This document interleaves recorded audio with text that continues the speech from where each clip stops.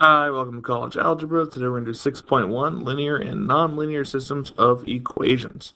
So, quick reminder on systems of equations, that's just any two or more equations with two or more variables. So, if I have two equations and the two variables, I get an ordered pair. The big thing is you have to remember you have to have the same number of equations as you have variables. So today we're going to work on substitution and graphing. 6.2 we'll work on elimination, and then 6.3 we'll work on some Gaussian elimination. So remember that if you get what's called a true statement, if everything's eliminated, we get an infinite number of solutions. If we get a false statement, you end up calling that no solution. So let's talk about substitution. You want to solve one of the equations for one of the variables, and then you substitute it into the other equation. And then you just do some back substitution. So for example, here, I want to get one variable by itself. Probably the easiest is going to be the x in equation 2. So I can add y to both sides. So I get x equals y plus 2. Now I have this variable completely isolated. And remember the idea of equality. So this whole thing equals x. Well, if it equals this x, it has to equal that x up there, so I can substitute and replace it. So I'm just going to rewrite this equation, but now instead of x, I have y plus 2. And I still have this plus y component equals 4. And then from there, just combine like terms, so y plus y is 2y.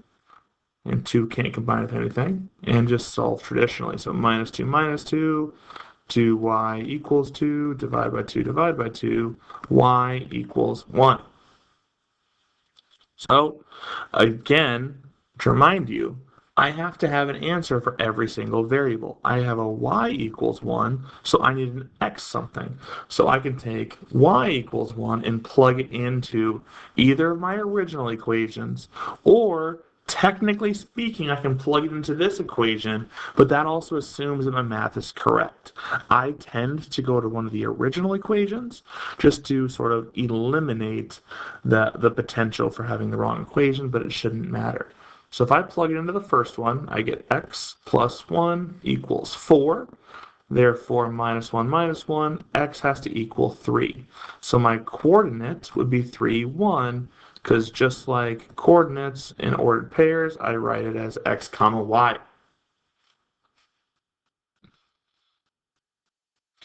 Next one, again, I want to get x by itself or y by itself. It doesn't actually matter. The easiest way to do that is to add y here, and I get x equals y. I'm going to take y and plug it in for the other x. Also important to note, because I also have y by itself, I could have taken this x and plug it in for that y. Either would have been fine. So I get 5y, because it replaced the x, minus 3y equals 6. 5y minus 3y is 2y. Divide by 2, and I get y equals 3. Reverse substitute, plug it back into this equation here. I know that x minus 3 equals 0. Add 3, x equals 3, and therefore we get the coordinate 3, 3.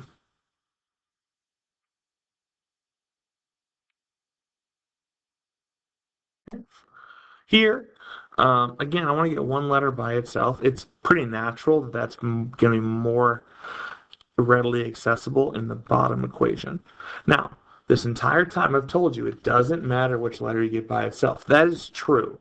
However, if I look at the complexity of this problem, and I were to get x by itself, for example, I would have to plug in whatever I get in for both x's, and because I have this x squared, I can tell it's probably going to be a little annoying or a little bit of an issue. So what I'm going to do is get y by itself, plug it in there, and see what happens. So first, let's add y to both sides, and then let's add 1 to move that away from the y. That should leave us with y equals 2x plus 1.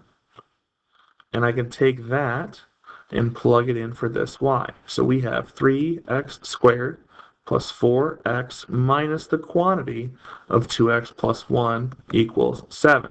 Well, let's distribute this negative, so I get 3x squared plus 4x minus 2x minus 1, just again distributing this negative, equals 7. Combine like terms, we have 3x squared plus 2x minus 1 equals 7. From here, I need to solve. Well, I have an x squared and a regular x term, so I'm probably going to have to solve by factoring or quadratic formula or whatever way you feel more comfortable doing quadratics. Well, in order to do any of those methods, the first step is always the same. I need to get one side equal to 0, so I can subtract 7. I get 3x squared plus 2x minus 8 equals 0. From here, I would factor by grouping.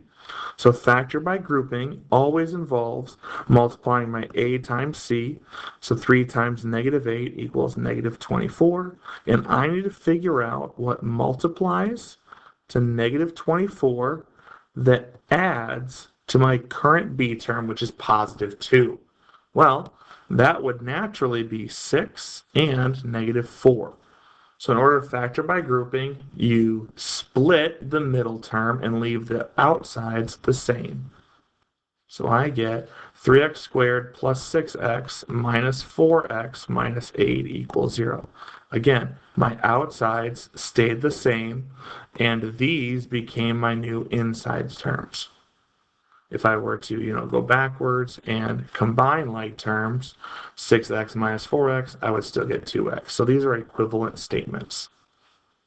Now, factor by grouping says if I have an even number of things, I can take out what I have in common. So what can I divide 3x squared and 6x by? That would be 3x, giving me x plus 2. And what would I divide negative 4x minus 8 by to give me exactly x plus 2? Well, that would actually be negative 4. So my factor by grouping results in x plus 2, because that's my common pair, and my outside pair, in this case, 3x minus 4. I would then, of course, use the zero product property, x plus 2 equals 0, 3x minus 4 equals 0, and solve. Plus 4, divide by 3, we get x equals 4 thirds. Minus 2, we get x equals negative 2. Now, all that is to say, I need a y value. However, I need a y value that goes with both of my x values, which means I have to plug in both values into one of my original equation. For the sake of ease, I'm going to use this one right here, 2x minus y equals negative 1. So if I were to plug in negative 2 in there, 2 times negative 2 minus y equals negative 1. 2 times negative 2 is negative 4. If I were to add 1 over and add the y over, we get y equals negative 3. So my first coordinate is going to be negative 2, negative 3. Okay. Now to plug in 4 thirds, I get 2 times 4 thirds minus y equals negative 1. 2 times 4 thirds would be 8 thirds. Plus 1 plus y plus y. 1 full is 3 thirds, so 8 thirds plus 3 thirds would be 11 thirds. So we get 4 thirds, 11 thirds. Right there.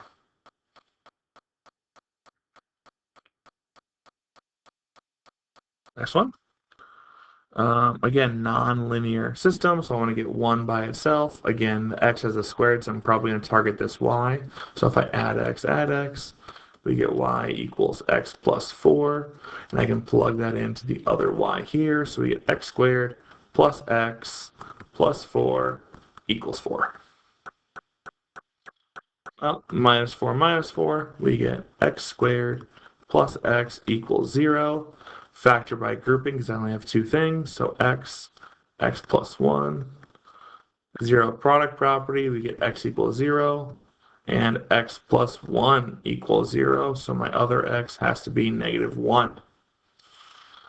plug them into either equation for the sake of argument. I'm going to plug it into the bottom one, which remember is negative x plus y equals 4. So 0 plus y equals 4, so y equals 4. Again, technically negative 0, but 0 has no polarity, right? So I get the coordinate 0, 4. And negative 1 plus y equals 4. So that gives me 1 minus 1 minus 1. We get y equals 3. So I get the coordinate negative 1. 3 is the other one.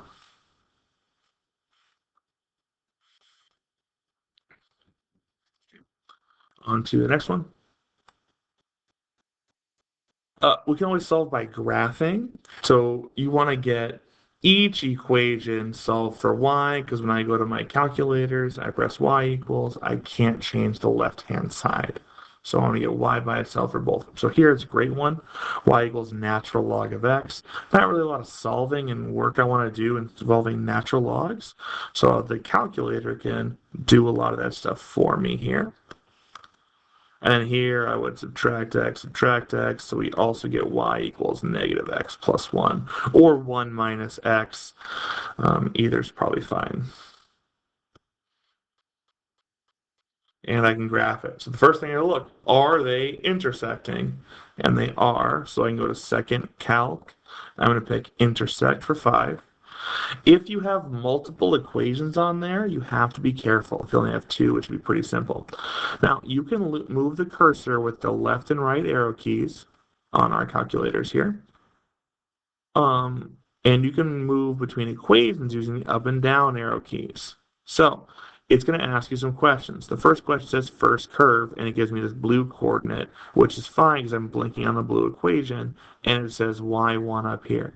I want to use this equation, so I'm going to press enter, and it's going to take a second curve, and it's going to automatically bump you to a new one. Because I only have 2 on here, that is the equation I want to use, so I'm all good. And then get as closest to whatever intersection you are looking for. This one only has one intersection, so I can press enter right away. But if there was multiple, I'd have to be a little more precise. So I can hit enter, and the answer we are looking for here is the whole coordinate. So I get 1, 0. So we see here, I get the coordinate 1, 0. So my answer would be 1, 0. Same idea here, just proving that if you had two separate coordinates, you have to find both individual intersections there. Now let's talk about story problems. The most common type of story problems are totals or part plus part equals a whole involving area or some sort of thing like that. So for example, a total of $12,000 is invested in two funds paying 5% and 3% interest.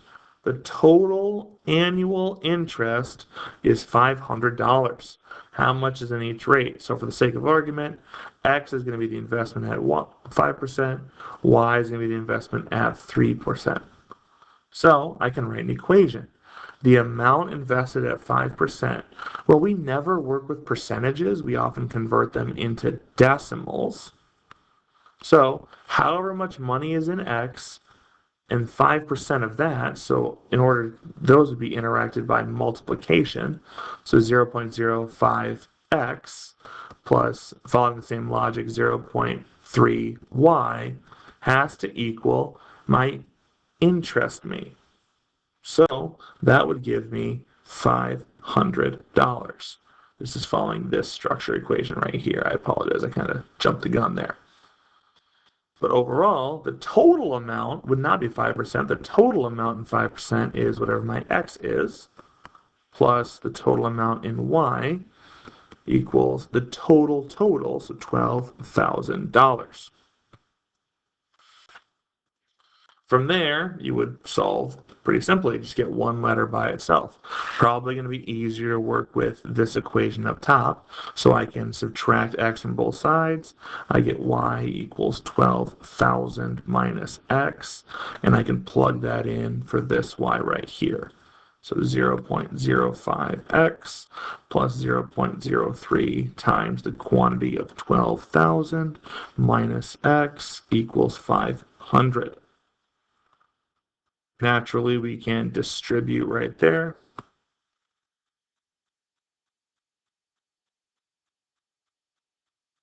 So I get 360, so I get 0.05x plus 360 minus 0.03x equals 500 minus the 360, combine like terms, minus the 360. We get 0.02x equals 140. Divide by 0.02, divide by 0.02. 140 divided by 0.02 gives us x has to be 7,000. Well, if x plus y equals 12,000 and x equals 7,000, y has to equal 5,000.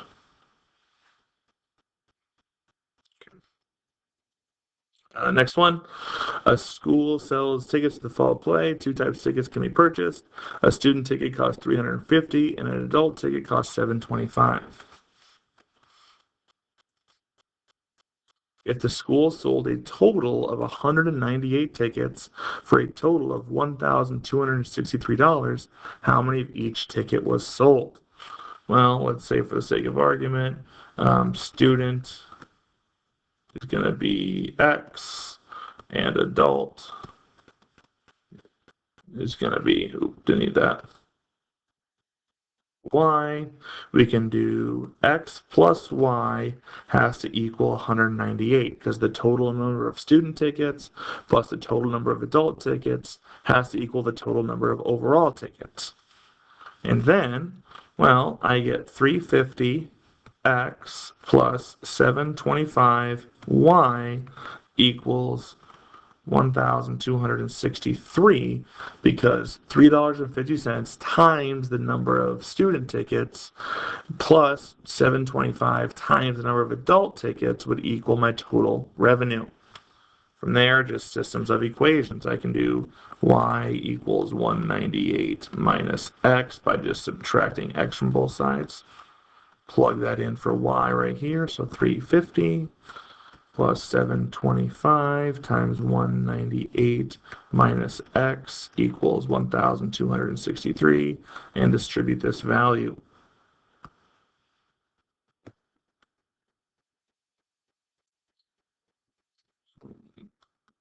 3.50x plus 1435.5 minus 725x equals 1263. Combine like terms, subtract 1435.5.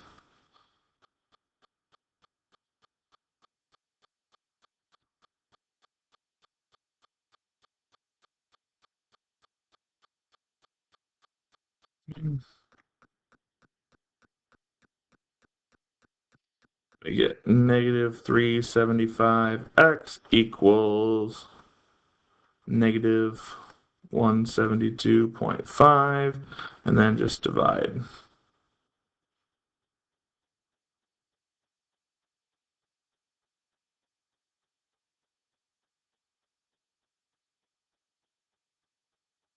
We get x is 46, which means y equals, 198 minus 46, so what, 152.